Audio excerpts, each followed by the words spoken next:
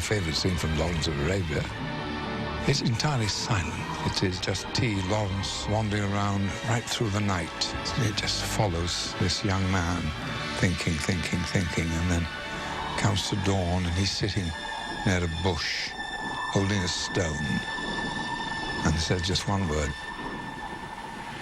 Aqaba. I love that scene. The common denominator with David Lean is the same as it was with Willie Wyler or John Huston, is that they all had this real admiration for good acting.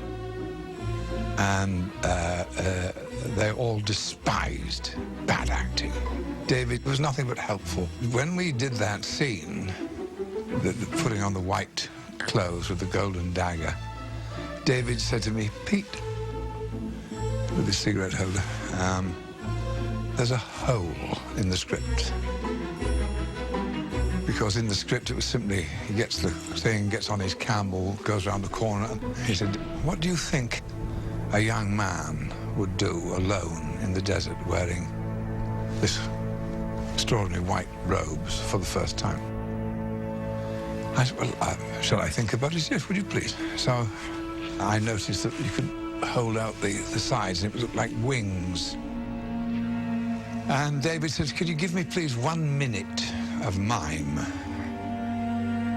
And I said, "I think I've got it," and just left me to it. And I went around doing bits and pieces, and there was one moment I remember was when I thought, what would a young man want to do? And of course, what a young man would want to do was to see himself. But there aren't too many mirrors in the desert, and there's no water. And I suddenly realized I did have one thing, which was a dagger. So I pulled out the dagger and looked in the dagger.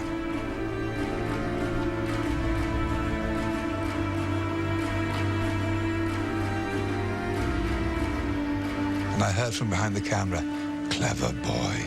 And that was David, yeah. Oh, God, but I do love being king. Henry II. I could make a career of playing Henry II.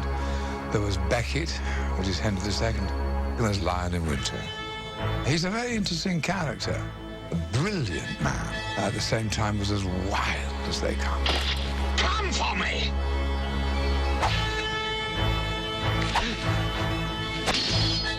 I don't think there's any one scene in it that I don't like.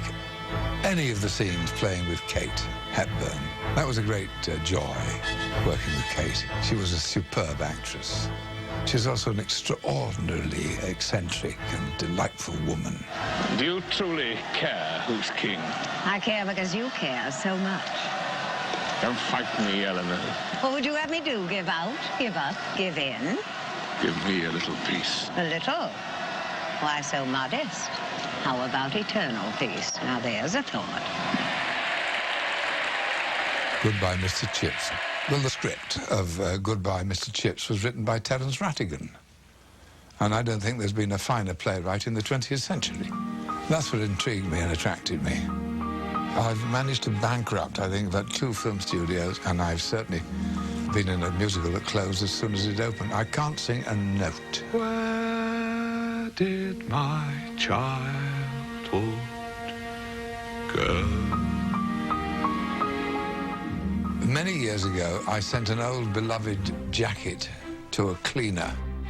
The Sycamore Cleaners. It was a leather jacket covered in Guinness and blood and marmalade, one of those jobs.